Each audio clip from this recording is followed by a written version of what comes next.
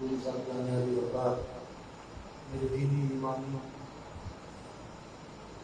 مسلمان بھائیوں، السلام علیکم ورحمۃ اللہ وبرکاتہ۔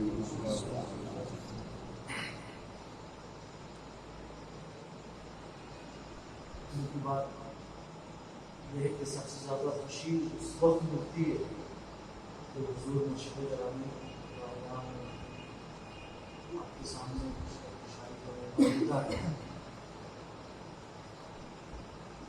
آج بھی اللہ کا شکر ہے کہ موقع میسر ہے۔ آج سید الشہداء شہید ظلم و جفا شہزادہ قبا سرکار سید امام حسین شہید کربلا رضی اللہ تعالی عنہ وارضاہ شان میں آپ کی پیدائش سے لے کر شہادت تک کی کچھ چیزیں حدیث پاک اور معتبر تاریخوں کے حوالے سے بیان کرنے کی انشاءاللہ ہمت کر رہا ہوں، ہمت جا رہا ہوں۔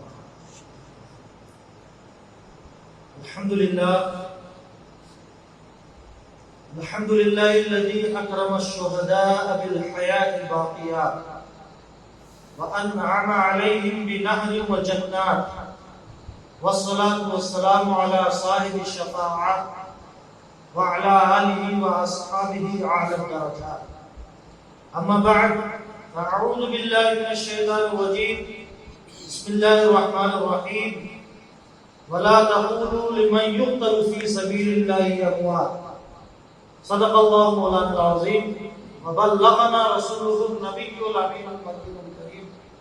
درود پاک پڑھنے نبی اور آل نبی پہ اللهم صل على سيدنا مولانا محمد وعلى آل محمد كما تحب وترضى بأن تصلي عليه۔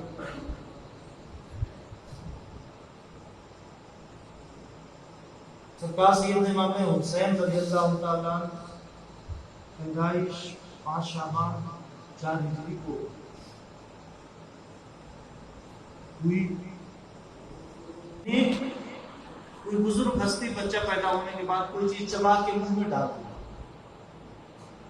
ختنہ مبارک کیا۔ پیارے آقا علیہ الصلوۃ والسلام نے آپ کو اپنے آغوش مبارک دونوں ہاتھوں میں لیا، وقد خضبتہما دما، اور آپ اتنے خوبصورت تھے کہ لگ رہا تھا پیارے آقا علیہ الصلوۃ والسلام کے دست مبارک میں خون، سرخی۔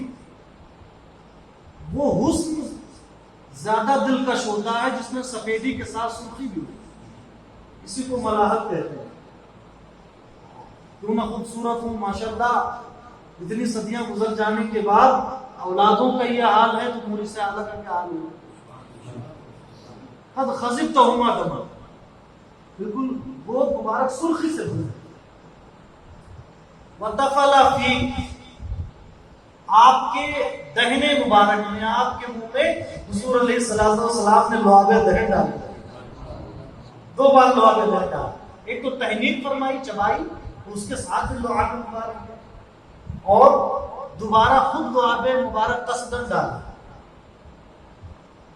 لعاب مصطفیٰ کا کمال، حضرت جابر کی ہانڈی میں لعاب مصطفیٰ سے پڑ گیا تھا، تھوڑا سا کھانا پوری فوج نے کھا لیا۔ ایک خاتون کا بچہ ڈوب رہا تھا، شکایت لے کر کیا بار بار میں کنویں میں بچہ گر گیا۔ پیارے آقا علیہ الصلوۃ والسلام تشریف لے گئے، نہ ڈور مٹھائے نہ رسی، اس کنویں میں لعاب دہن کو ڈال دیا، پانی کو ابال آیا، بچہ باز۔ عبداللہ ابن عقیل کو ایک مہم پہ بھیجا تھا، اور چاندنی رات کی، زینہ سے اتر رہے تھے، سمجھے کہ آخری زینہ اور پیر پہلے ہی کر دیا، تو پیر کی پڈلی ٹوٹ گئی، ہڈی ٹوٹ گئی، یہ ہڈی تو توڑتی نہیں۔ اب مہم پہ گئے تھے تو عمر بھی زیادہ رہی ہوگی۔ پیارے آقا علیہ الصلوۃ والسلام نے لعاب دہن سے ہڈی مبارک کو جوڑ دیا۔ عبداللہ ابن عقیل کے دن لگتا آئی تھی، میری وہ پڈلی کبھی ٹوٹی ہی نہیں۔ ایک جنگ میں ایک صحابی کے یہاں تیر لگا اور آنکھ باہر، صرف ایک رگ تھی جس سے وہ آنکھ جڑی ہوئی تھی باہر۔ اس صحابہ نے مشورہ دیا کہ یہ رگ بھی کاٹ دو۔ انہوں نے کہا میں اللہ اور رسول کے لیے جہاد کر رہا ہوں، سب سے پہلے میں اپنے مسیحا سے لکھوں۔ وہ آنکھوں کو ایسے ہاتھ میں پکڑ کے حضور علیہ السلام کے پاس لے گئے، یا رسول اللہ یہ آنکھ باہر آ گئی۔ حضور علیہ السلام نے لعاب مبارک ان کی آنکھوں پہ لگا کے اور آنکھ کے کپوٹوں میں آنکھ کو رکھ دیا۔ وہ کہتے ہیں ایسا لگ رہا کبھی زخمی نہیں. وہی لعاب دہن شریف حضرت امام حسین کے منہ میں جب دوبارہ ڈالا تو حضرت ابو ہریرہ جیسا عالم صحابی کوئی چیز بھولتے ہی نہیں تھے، اور صحابہ کے بیچ میں کہا کرتے تھے کہ ابو ہریرہ کے سینے میں کچھ علوم ایسے ہیں کہ اگر ابو ہریرہ انہیں بیان کرتے تلواریں نکل جائیں. صحابہ کے سینے بھی برداشت نہ کر سکے. وہ ابو ہریرہ اتنے بڑے عالم کیا کہتے ہیں، جب لعاب دہن پیارے آقا علیہ الصلوۃ والسلام نے آپ کے منہ میں ڈالا، اس کے بعد وَتَكَلَّمَ بِكَلَامٍ مَا أَدْرِي مَا هُوَ، آپ سے ایسی زبان میں گفتگو کی جسے ابو ہریرہ بھی نہیں سمجھ سکتے.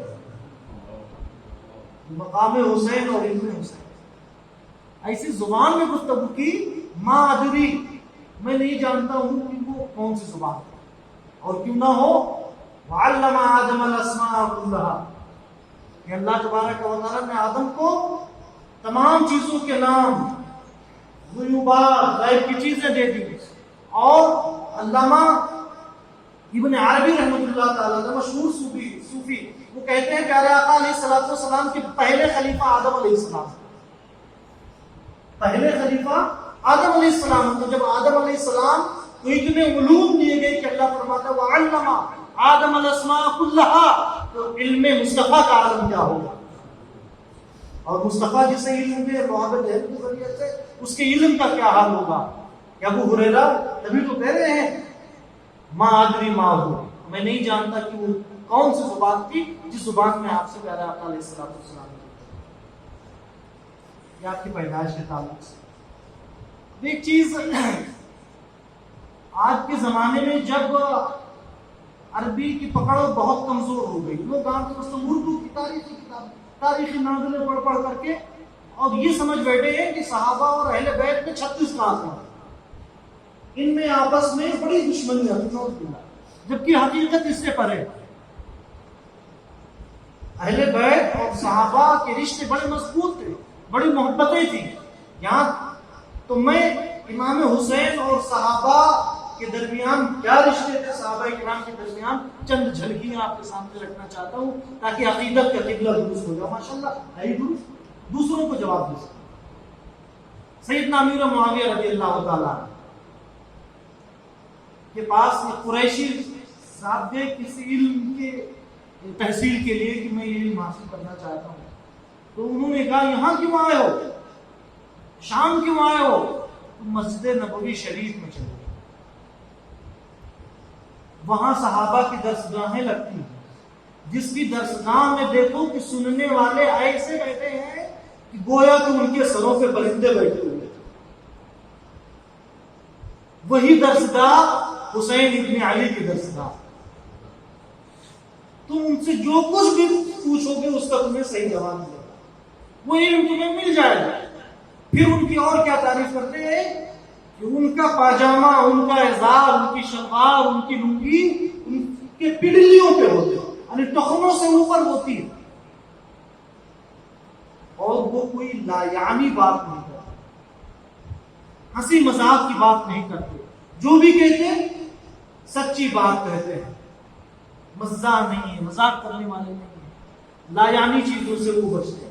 اور کیوں نہ بچے، امام حسین نے اپنی نانا جان صلی اللہ علیہ وآلہ وسلم سے جو روایتیں کی ہیں حدیث کی، ان میں ایک روایت یہ بھی ہے کہ آقا علیہ السلام فرماتے ہیں کہ اس شخص کا اسلام سب سے اچھا ہے جو لا یعنی یعنی غیر ضروری چیزوں کو چھوڑ دے. تو لا یعنی چیزوں سے وہ دور رہتے اور سنت پر اتنا عمل کرتے کہ ان کی شلوار، ان کا پاجامہ پڈلیوں پہ ہوتا ہے. اور درسگاہ کا عالم یہ کہ سننے والے پوری سنجیدگی سے، پورے متانت اور پورے خاموشی کے ساتھ سنتے. وہ امام حسین کی درسگاہ. یہ امام حسین کا تعارف کون کروا رہے ہیں؟ کاتب وحی سیدنا امیر معاویہ رضی اللہ تعالیٰ.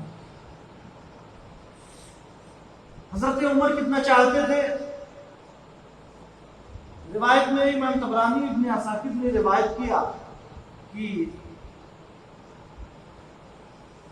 حضرت فاروق اعظم ممبر پہ تھے، حضرت امام حسین گئے، انہوں نے کہا ممبر سے اترو، یہ میرے نانا کا ممبر ہے، تمہارا نہیں.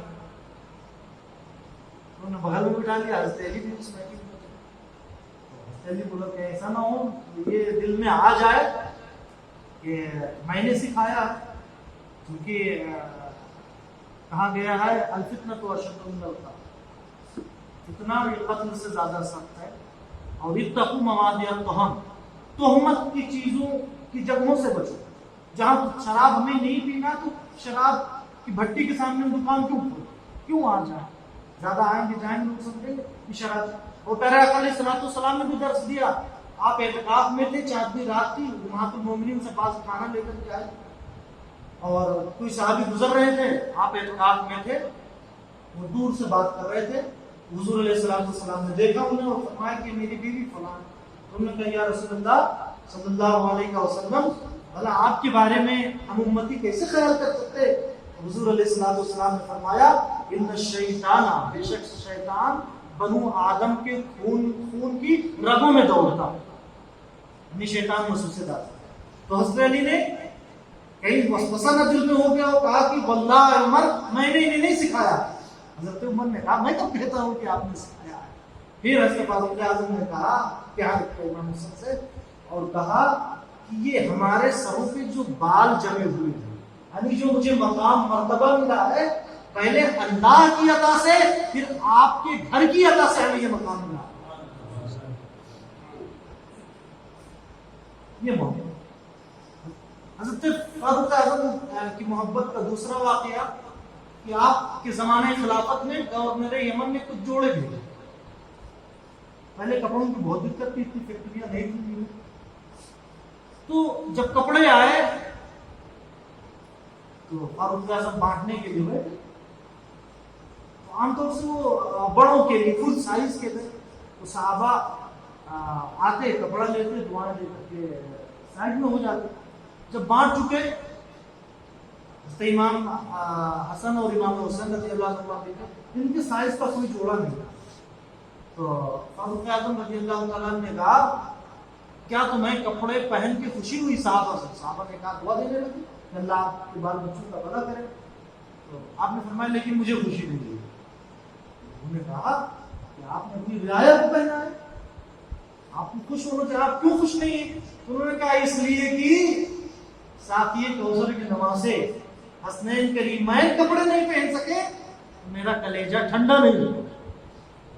فوراً گورنر یمن کو لکھتے ہیں کہ حضور علیہ الصلوۃ والسلام کے نمازوں کے سائز کا جوڑا بہتر ہے۔ جب جوڑا آ گیا فاروق اعظم نے انہیں کپڑا پہنایا، اور کپڑا پہنانے کے بعد جوڑا پہنانے کے بعد فرماتے ہیں الآن تنجا صدری، اب عمر کا کلیجہ ٹھنڈا ہو گیا۔ حضرت ابوبکر صدیق رضی اللہ تعالیٰ عنہ، حضرت ابوبکر فرماتے ہیں ارقبوا محمدا فی آل بیت، کہ حضور علیہ الصلوۃ والسلام کے اہل بیت کا لحاظ کرو، نگرانی کرو ان کی دیکھ ریکھ۔ اور دوسری روایت میں ہے تاریخ میں حضرت ابوبکر صدیق فرماتے ہیں بخدا حضور علیہ الصلوۃ والسلام کے گھر والے اور آپ کے اہل بیت میرے گھر والوں ابوبکر کی نظر میں خود ابوبکر کے گھر والوں سے زیادہ محبوب ہے۔ یہ خلیفہ اول حضرت ابوبکر صدیق رضی اللہ عنہ۔ اب محبت کی بڑی پیاری مثال ابن عساکر لکھتے ہیں کہ جنت البقیع شریف میں دو جنازے پہنچے تھے، ایک مرد کا جنازہ تھا، ایک عورت کا جنازہ تھا، اور امام حسین بھی اس محفل میں جنازے میں شریک تھے۔ آپ بیمار تھے، تو جب تدفین ہو گئی تو لوگ تیز تیز گئے اور امام حسین کچھ دور جا کے پیڑ کے نیچے بیٹھ گئے اور ذرا آنکھ سی آ گئی۔ جب آنکھ کھلتی ہے کیا دیکھتے ہیں کہ جناب ابو ہریرہ رضی اللہ تعالیٰ اپنے جبے کے دامن سے آپ کے قدموں سے دھول صاف کر رہے ہیں۔ حضرت ابو ہریرہ رضی اللہ تعالیٰ آپ کے قدموں کی دھول صاف کر رہے ہیں۔ حضرت امام حسین نے منع کیا کہ ابو ہریرہ آپ میرے نانا جان کے سینئر صحابی ہیں، آپ یہ کیا کر رہے ہیں؟ جناب ابو ہریرہ رضی اللہ تعالیٰ عنہ عرض کرتے ہیں اے حسین آپ مجھے یہ کر لینے دیں، اس لیے کہ آپ کا جو مقام و مرتبہ ابو ہریرہ کی نظر میں ہے، اگر دوسرے لوگ بھی اس مقام و مرتبے کو جان جائیں تو لوگ آپ کو اپنے کندھوں پہ بٹھائیں گے۔ یہ مقام امام حسین رضی اللہ تعالیٰ کی عقل و دانائی اور آپ کی تبختر علمی کے بارے میں بیان کرنا چاہتا ہوں. ابن الازرق نامی ایک شخص تھا جو حکومت وقت سے جڑا ہوا تھا اور گستاخ اہل بیت کا شروع. وہ حضرت علی کو کافر کہتا تھا, امام حسن مصطفیٰ کو کافر کہتا تھا, اور حضرت امام حسین کو بھی کافر کہتا تھا, اور اہل بیت نبوت سے پرخاش رکھتا تھا. مسجد نبوی شریف میں آیا, حضرت ابن عباس رضی اللہ تعالیٰ عنہ بیان کر رہے تھے. اس نے کہا کہ ابن عباس یہ کھٹمل اور مکھی کے مسائل کب تک بیان کرتے رہو گے؟ انداز دے النملۃ والقمل کہ کھٹمل اور مکھی کے مسائل کب تک بیان کرتے رہو گے؟ صف الالہ الذی تعبدہ, اس خدا کے بارے میں بتاؤ جس خدا کی تم عبادت کرتے ہو. اچانک دارالفتاء میں کوئی یہ انداز لے کر ایک گالی ہی کا انداز پہنچ جائے, مفتی صاحب کوئی فتویٰ دیں گے یا تھوڑی دیر سب سے پہلے تک دیکھیں گے. حضرت ابن عباس رضی اللہ تعالیٰ شش کرو حیران رہے, منجمد ہو گئے. اس کا انداز تو دیکھو, حضور کے مسجد میں آ کر, مسجد نبوی شریف میں آ کے پوچھ رہا. اس سے پہلے کہ ان کو جواب نے امام علی مقام کی بھی درسگاہ بغل میں تھی, انہوں نے انداز دیکھ لیا اور کہا ابن الازرق آ میرے پاس آ, کیا پوچھنا چاہتا ہے؟ تیرے نبی کا نمازہ تجھے جواب دے. اس نے کہا میں نے تو آپ سے سوال نہیں کیا, میں اسے پوچھ رہا ہوں. حضرت ابن عباس نے بھی ریفر کیا, یہ خاندان نبوت کے چشم و چراغ ہیں, وارث علوم مصطفیٰ اور وارث علوم علی مرتضیٰ ہے, جا ان سے پوچھ کر قبول کر. تو امام حسین رضی اللہ تعالیٰ نے جواب تو بعد میں دیا. سب سے پہلے زجر کہ خدا کے بارے میں تو نہیں جانتا. کلام پاک میں اللہ تبارک و تعالیٰ کے اتنے اسماء اور اللہ تبارک و تعالیٰ کے اتنے افعال و صفات مذکور ہیں, تو خدا کے بارے میں پوچھنا, یعنی وہ عقلی طور پر خدا کو سمجھنا چاہ رہا تھا, جیسا کہ آج کا مسلمانوں کا لبرلز تک کا سمجھنا چاہ رہا تھا عقل کے پیدا. امام حسین نے سب سے پہلے ڈانٹا کہ جس نے خدا کو سمجھنے میں اپنے عقل کا سہارا لیا, زیادہ نہیں, اپنے عقل کو سمجھ سب کچھ سمجھ بیٹھا, فغلّ, وہ گمراہ. میں خدا تعالیٰ کے بارے میں وہ بتاؤں گا جو خود اس نے اپنے بارے میں بتایا. پھر امام حسین رضی اللہ تعالیٰ عنہ نے اسے فرمایا, پھر بھی عقل کی کچھ چیزیں بتا دی اسے. لا یدرک بالحواس, وہ 5 سینسز آف سائنس جو ہیں, یعنی سن کر کے, چک کر کے, دیکھ کر کے, چھو کر کے, ان چیزوں سے اگر کوئی خدا کو جاننا چاہے تو نہیں جان سکتا. لا یدرک بالحواس, خدا حواس سے, عقل و خرد سے نہیں جانا جا سکتا, اس کی معرفت نہیں حاصل ہو سکتی. ولا یقاس بالناس, اور انسانوں پہ اسے نہیں قیاس کیا جا سکتا, وہ انسانوں جیسا نہیں ہے. جیسا کہ آج کے وہابیہ نے کہہ دیا کہ اللہ بر تختی بر کرسی نشستہ است اور پائے کرسی چرچر نہیں. اس سوال العرش کا انہوں نے کہا کہ اللہ کرسی میں بیٹھا ہے, اور اتنا نوز باللہ ان کے عقیدے کے مطابق بھاری بھرکم ہے کہ کرسی کے پائے چرچرا رہے ہو. انہوں نے انسانوں کا قیاس کیا. امام علی مقام نے پہلے اس کا جواب دے دیا, لا یقاس بالناس, لوگوں پہ اللہ کو قیاس نہیں کیا جا سکتا. قریب غیر منتصف, اللہ قریب ہے مگر کسی کے اندر حلول نہیں, کسی کے اندر حلول نہیں کیا. جیسے کہ ایک فرقہ تھا حضرت علی کے زمانے میں, حضرت علی نے انہیں جلوہ دیا تھا, جو کہتے تھے کہ اللہ حضرت علی کے اندر حلول کر گیا, حضرت علی خدا. امام علی مقام نے ان کا گویا کہ رد کیا. قریب غیر منتصف, اللہ قریب ہے مگر اتنا نہیں کہ حلول کر گیا. بعید غیر منتقص, اور دور ہے مگر یہ اس کے لیے نقص نہیں ہے. جب بندہ اللہ کو پکارتا ہے اللہ اس کی پکار کو سنتا ہے. یوحد ولا یضعف, وہ واحد ہے جس کے اجزا نہیں ہو سکتے. معروف بالآیات, وہ آیتوں اور نشانیوں کے ذریعے سے اس کی معرفت حاصل ہوتی ہے. لا الہ الا هو الکبیر المتعال, اس کے علاوہ کوئی معبود نہیں, وہ کبیر ہے, وہ متعال. پھر کلام پاک کی قہار ہے, جبار ہے, ستار ہے, رحمان ہے, یہ ساری چیزیں امام علی مقام نے بیان کی. تو وہ آپ کے قدموں پہ آ گیا اور کہا کہ آپ نے اللہ کی ایسی معرفت بیان کی کہ میرے دل کے دریچے کھل گئے. جب امام علی مقام نے دیکھا کہ اب بغض اہل بیت موم کی طرح پگھل چکا ہے اور یہ اپنا ہو گیا ہے, تو اب آپ نے شکوہ کا کیا اس سے کہ ہم نے سنا کہ تو حضرت میرے بابا علی مرتضیٰ، میرے بھیا حسن مجتبیٰ اور مجھ پہ کفر کے فتوے ٹھونکتا پھر رہا۔ اس نے کہا ہاں ایسا تھا اب تک، لیکن اب میں توبہ کرتا ہوں۔ امام علیہ مقام نے مزید اس کے دل کو صاف کرنے کے لیے، تسلی دینے کے لیے اور مقام اہل بیت سمجھانے کے لیے، کیونکہ کبھی وقت آ جاتا ہے کہ دوسرے آپ کی تعریف نہیں کریں گے، اپنے بارے میں خود بتانا پڑ جاتا ہے، جبکہ آپ کا مخالف بڑا معاند اور سرکش، تو اپنے بارے میں خود بتانا پڑتا ہے کہ میں کہوں۔ امام علیہ مقام نے خود اپنا تعارف کروایا اور کہا یہ بتاؤ کیا تم قرآن پڑھتے ہو؟ اس نے کہا ہاں اتنے پارے ہو گئے۔ کیا سورہ کہف پڑھا؟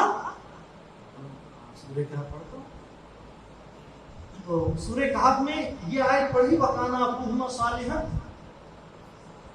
یہ پورا پس منظر ہے۔ حضرت خضر اور حضرت موسیٰ علیہ السلام کا ساتھ ہوا، تو ایک بستی میں گئے حضرت خضر اور موسیٰ علیہ السلام، اس بستی کے لوگوں سے کہا کہ بھیا میں مہمان بنا دو۔ گاؤں والوں نے کہا کمائیں ہم، کھائیں آپ آرام سے۔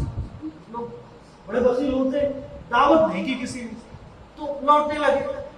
تو ایک گھر تھا بڑی محنت کے بعد جو گرنے والی تھی جس کی دیوار، حضرت خضر علیہ السلام نے بہت محنت کے ساتھ اسے صحیح کر دیا۔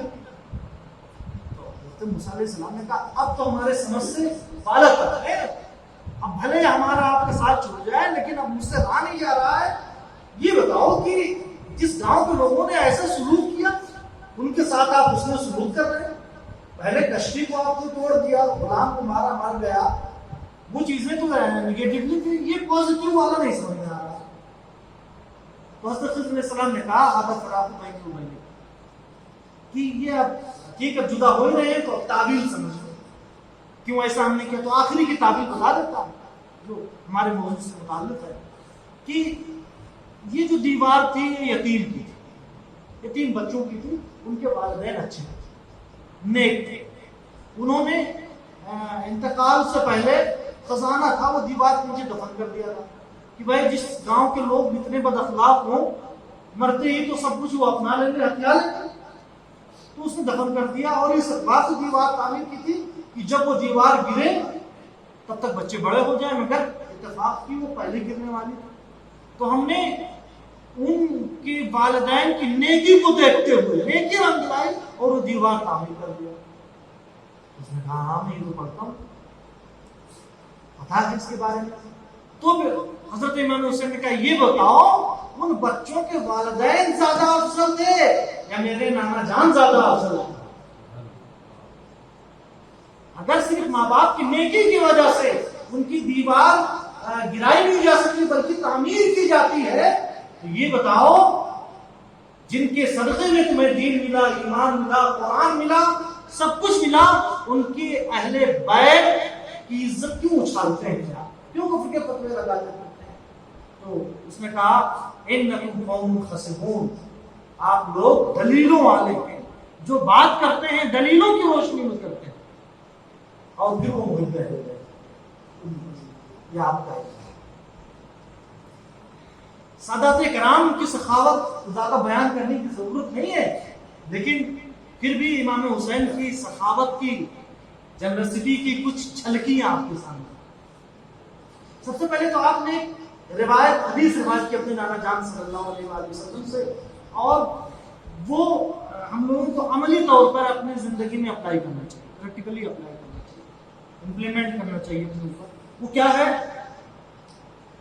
امام حسین روایت کرتے ہیں کہ پیارے آقا علیہ الصلوۃ والسلام نے فرمایا وَلِلسَّائِلِ حَقٌّ وَإِن جَاءَ رَاكِبًا، سائل کا حق ہے چاہے وہ سوار ہو کر کے کیوں نہ آئے۔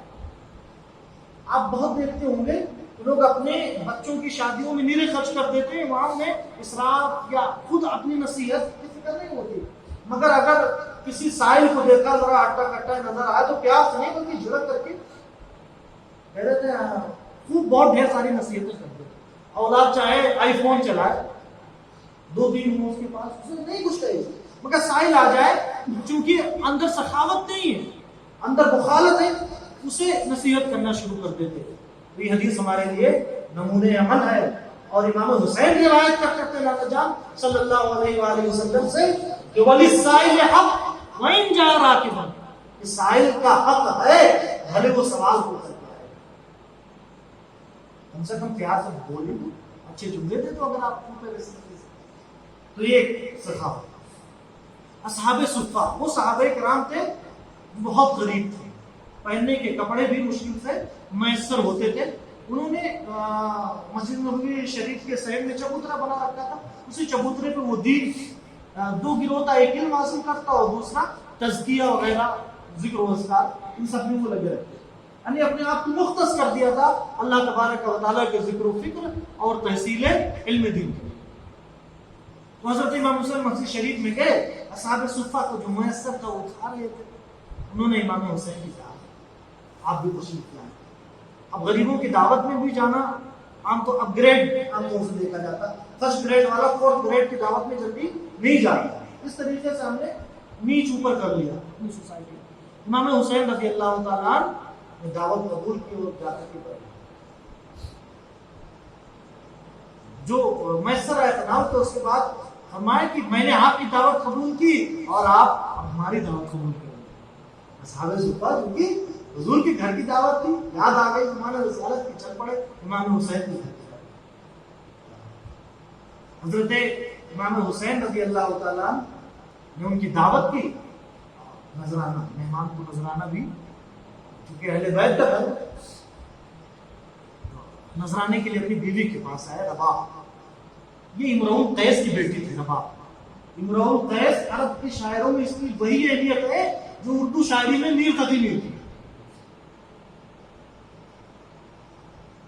اشعر الشعراء العرب، عرب کے بڑے شاعروں میں ان کی بیٹی امام حسین کی نکاح، اور حضرت سکینہ جو ہیں انہی سے، حضرت سکینہ رباب کے وطن سے۔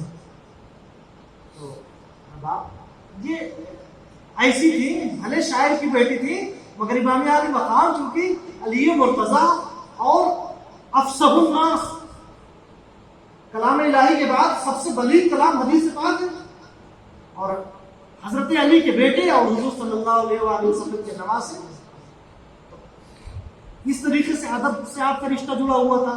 اور بیوی اشعر و شعراء العرب کی بیٹی، تو بیوی تو جو بھی کہتی وہ تو کہتی تھی، امام علی مقام اپنی بیوی کی شان میں غزل کہا کرتے تھے، کچھ اشعار بھی ہیں، اور ایسے کہ ان کی بیوی اپنے باپ کی شاعری میں اسے فوقیت دیا کرتی تھی۔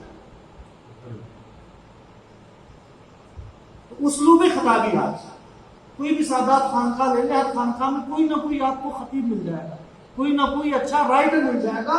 اس کی وجہ یہ ہے کہ صاحب دونوں فیس ادب والے ہیں، ننیہالے رشتہ بھی اور ددیالے رشتہ بھی۔ حضرت رباب سے کہا کچھ ہے، تو انہوں نے کہا ہاں 200 درہم گھر والوں کے خرچ کے لیے